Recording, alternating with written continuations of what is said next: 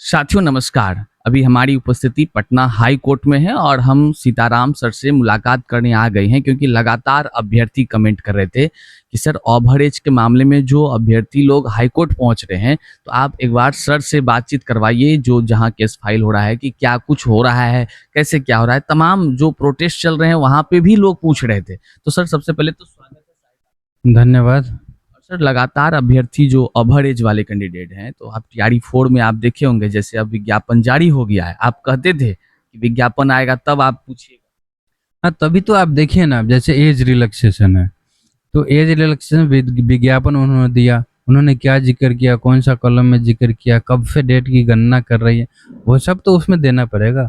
तो पहले से कैसे कर देंगे, इसलिए अब आई है तो तैयारी जोर शोर से चल रही है।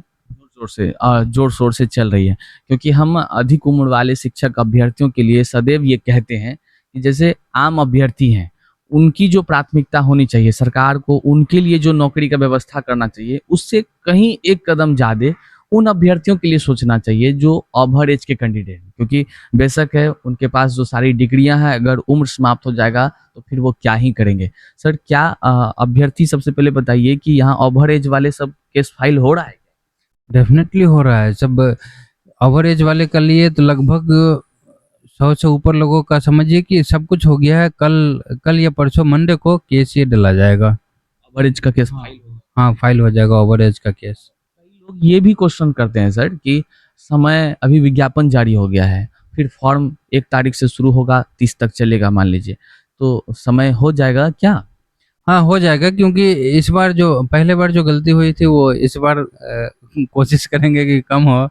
ठीक है। और इस बार बहुत तरह का बात है कि जैसे उन्होंने 15 दिन पहले ही दिया, तो हमारे पास पहले से भी लोग वकालतनामा साइन करके रखा हुआ है, उसको हम आगे बढ़ा रहे हैं फिर। आप पर लेकिन बहुत विश्वास है लोगों का क्योंकि आप टीआरई 1-2 में जिस तरह जीत दिलाए।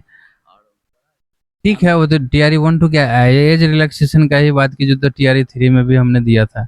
हाँ, टीआरई 3 में पेपर में हम लोगों ने देखा था कि उम्र अनफॉर्चुनेट हुआ कि वो नहीं मिला लोगों को, लेकिन इस बार फिर कोशिश की जा रही है। ठीक है, देना न देना तो माननीय न्यायालय की बात है, और हमारे काम है तो केस लड़ना, हम लड़ रहे हैं। ठीक है, देखते हैं क्या होता सर केस लड़ भी रहे हैं और इतिहास जो इनका रहा है खास करके अधिक उम्र वालों का, तो आप जब रिसर्च करेंगे तो पता चलेगा कि टीआरई 1 में छूट दिलवाएं, टीआरई 2 में छूट दिलवाएं केस से जीत करके, और जो पेटिशनर होते हैं उनको लाभ मिल है। जाता आप ये देखो ना कि जो ओवर एज हो गए हैं, जो लोग हमारे पास आ रहे हैं, मतलब बहुत ही समझिए कि निम्न परिवार से भी लोग आ रहे हैं।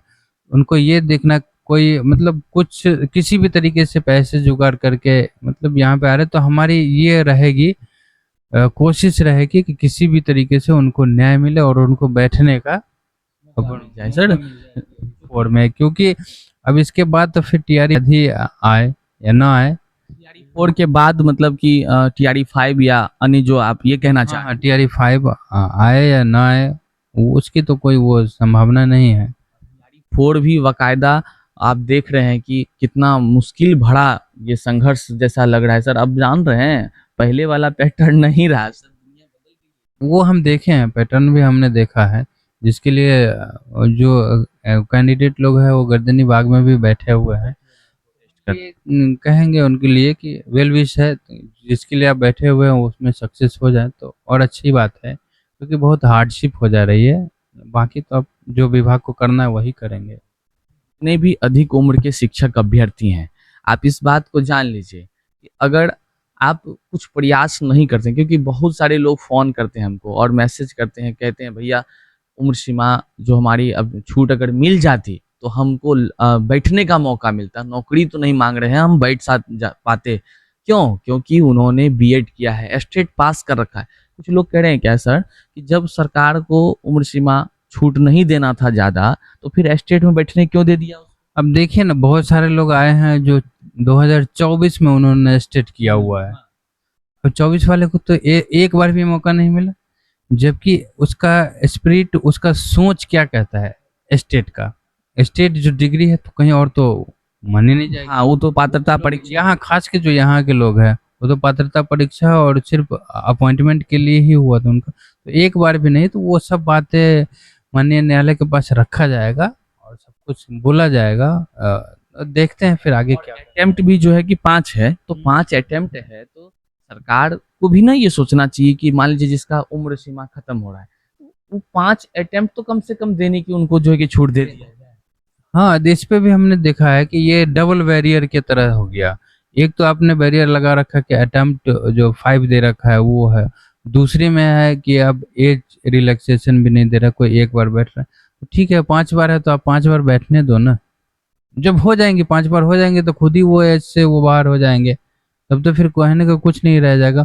और कैंडिडेट भी है कि हमारे लोग इतने भी पढ़ने में कमजोर नहीं है कि 5 बार में नहीं निकाल लें, वो निकाल ही लेंगे, कहीं ना कहीं सेट हो ही जाएंगे। सेट हो ही जाएंगे। देखिए वकील साहब बार बार ये भी कहते रहे हैं कि अगर सरकार स्वतः छूट देती है तो ये तो बहुत अच्छा हो जाएगा कि लोगों को न्याय मिल जाएगा। इसीलिए हमने पहले केस भी नहीं करा है। बहुत लोग कहते थे कि नियमावली को चैलेंज कर दीजिए ये लोग तो हमने वो किया भी नहीं है, क्योंकि हमें पता था कि अगर वो छूट किस तरीके से देते हैं। हम देख लीजिए 2024 से उन्होंने गणना किया है, तो 2024 से गणना किया तो उसमें बहुत सारे लोग पहले अभी आगे आ भी गए उस बैरियर के अंदर में। हाँ, बहुत लोग तो हमको मैसेज किए कि भैया 2026 से हमारा उम्र सीमा जो है खत्म हो रहा है, लेकिन 24 से हमारा तो छूट गया। वो तो खुश इतना हो हाँ, गए। तो उसमें है कि आप उसको कैलकुलेट करें कि मैक्सिमम।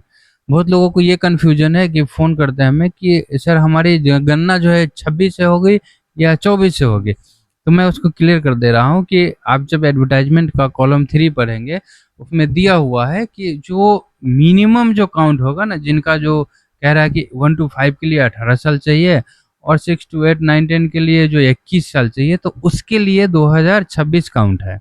लेकिन जो मैक्सिमम के लिए है, जो अधिकतम उम्र सीमा है, उनको ली गई है 2024 से। ये आप बड़ा स्पष्ट लेकिन किए, क्योंकि ऐसे लगभग सैकड़ों मैसेज थे हमारे पास, वो संशय में है कि हमारा उम्र सीमा में कितना। इसका मतलब है कि 2 साल का लगभग उनको हाँ, दो साल का उनको बेनिफिट मिला है। तो अब ऐसे में कैसे हम पहले कर देते हैं। नहीं, नहीं, बहुत बहुत अच्छा। अब सोचिए, ये वकील साहब का बात समझिए, 2 साल में जो है कि अभ्यर्थियों को लाभ मिल गया। अगर यही चीज अगर पहले हो जाता विज्ञापन से पहले, तो उनको नुकसान हो जाती। इसलिए आप कहते रहे थे कि विज्ञापन आने हाँ हाँ, देखिए वही हुआ है। तो इस पे क्लियर हो जाइए कि जिनका वो जो 2024 है वो अधिकतम उम्र को गणना करने के लिए है, और जो 2026 है वो न्यूनतम के लिए है। 2024 का ही अगर हम डेट कट ऑफ सही आप जो बताएं, वहां से अगर किसी का 1 दिन भी 5 दिन भी अगर अधिक अगर वो उनको तो फिर नहीं आना ही पड़ेगा, मतलब डेफिनेटली आना ही पड़ेगा। हमारे पास तो बहुत लोग आए कि सर देख लीजिए, वो मतलब हमारी तो एज आ जा रही है, लेकिन फिर भी हमें इस केस में रखे। तो भाई कैसे रखें आप उसको, उसमें कैसे रखें आप ये बताओ ना। तो हमको उनको प्रॉपर सलाह दे देते हैं कि 24 से अगर गणना है आपकी, तो आप मत केस कीजिए, आपकी ज़रूरत नहीं है। याद है कि एक कैंडिडेट हमसे संपर्क किए, उनके पेरेंट्स, और वो ये चीज़ों पे डिस्कस जब किए, तो हमको लगा कि बहुत लोगों को ये संशय होगा कट ऑफ वाला डेट का, तो हमने आपको वकील साहब से स्पष्ट कराया। और यहाँ पर सर क्या लगता है, जैसे आप टीआरई 1 2 में जीत हासिल किए, 3 में भी जीत हासिल कर लिए, अभी आपके पास समय है, क्या उन लोगों को लाभ मिल जाएगा?